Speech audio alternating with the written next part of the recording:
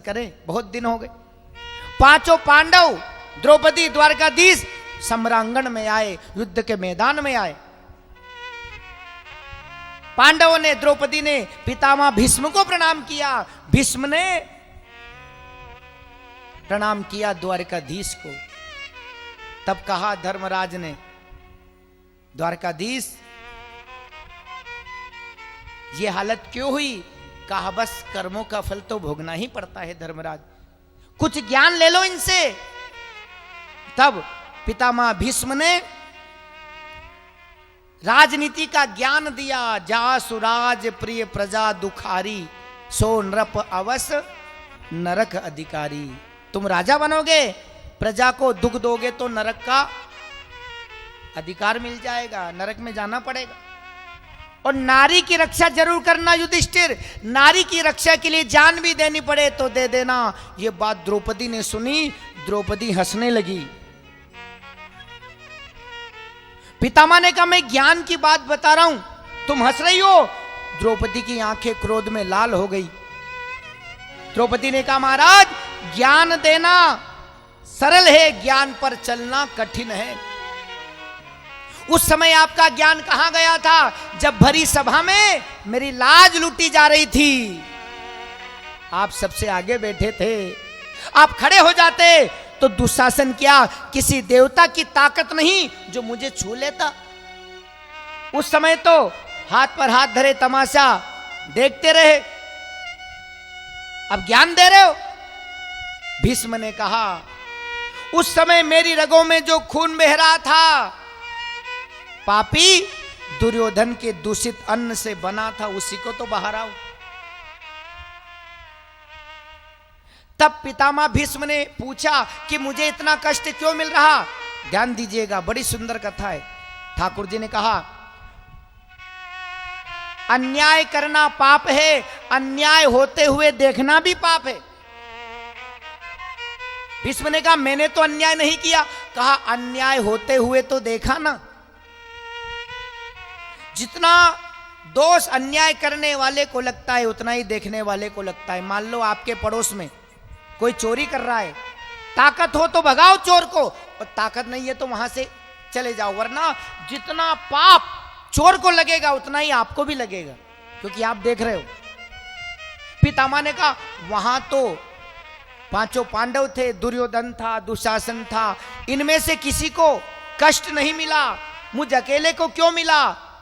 तब ठाकुर जी ने कहा कुछ पाप तो वो और कुछ पिछले जन्म का है, सब पाप इकट्ठा हो गया।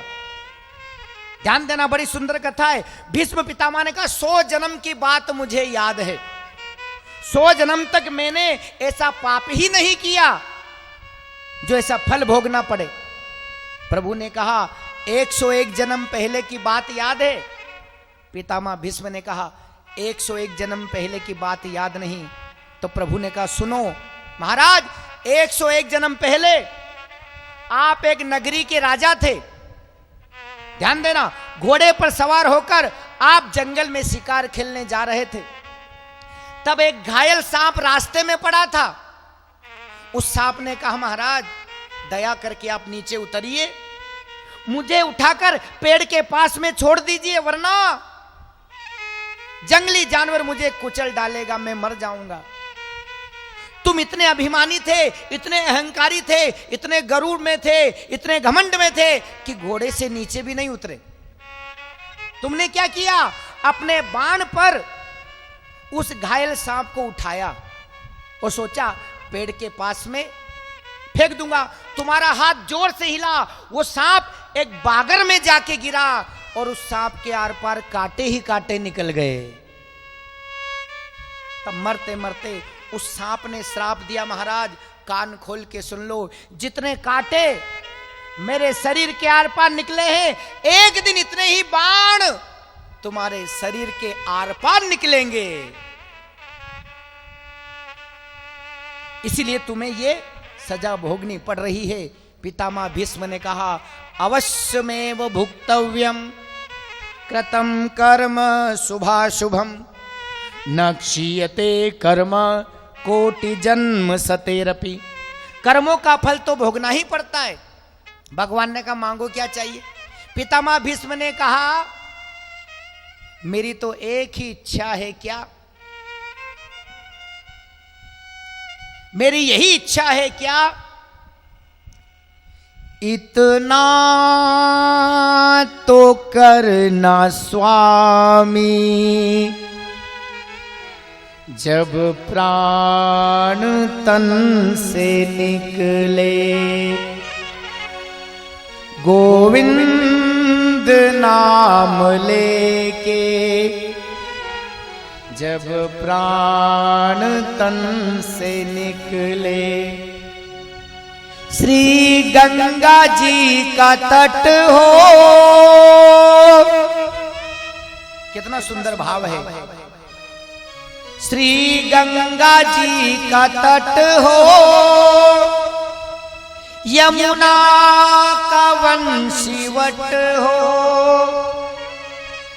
मेरा सांवरा निकट हो, जब प्राण तन से निकले, मेरा सांवरा निकट हो,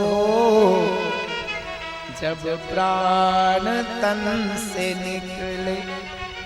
देखो, सबकी यही प्रार्थना होनी चाहिए गोविंदा के चरणों में, क्या कि और समय आपकी याद आवे ना आवे, अंत समय भी आपकी याद आ जावे तो मेरा जन्म मरण सुधर जाएगा। देखो, जन्म जन्म मुनि यतन कराही, अंत राम कही आवत नाही। जन्मों जन्मों से मुनि यतन करते हैं, अंत में उनके मुख से भी राम का नाम नहीं निकलता। जो भाग्यशाली होता है अंत में वही राम का नाम ले सकता है। देखो, अभी हम ठाकुर जी का नाम ले रहे हैं, ये क्या है, ये 3 मई की 6 मई की परीक्षा के बराबर है। समझना, लड़का स्कूल में पढ़ने जाता है, त्रैमासिक परीक्षा होती है, फिर अर्धवार्षिक परीक्षा होती है, फिर वार्षिक परीक्षा होती है। लड़का 3 मई की परीक्षा में फेल हो जाए तो चलेगा, लड़का 6 मई की परीक्षा में फेल हो जाए तो चलेगा, पर 12 मई की में फेल हो जाए तो, वार्षिक परीक्षा में फेल हो जाए तो नहीं चलेगा। तो अभी जो हम भगवान का नाम ले रहे हैं, 3 मई की 6 मई की परीक्षा है, आखिरी समय राम का नाम ले लिया, गोविंदा का, लक्ष्मी वेंकटेश का नाम ले लिया, समझ लेना 12 मई की परीक्षा में पास हो गए। और एक बात बताऊं, सहज में ही आखिरी समय में भगवान का नाम नहीं निकलता।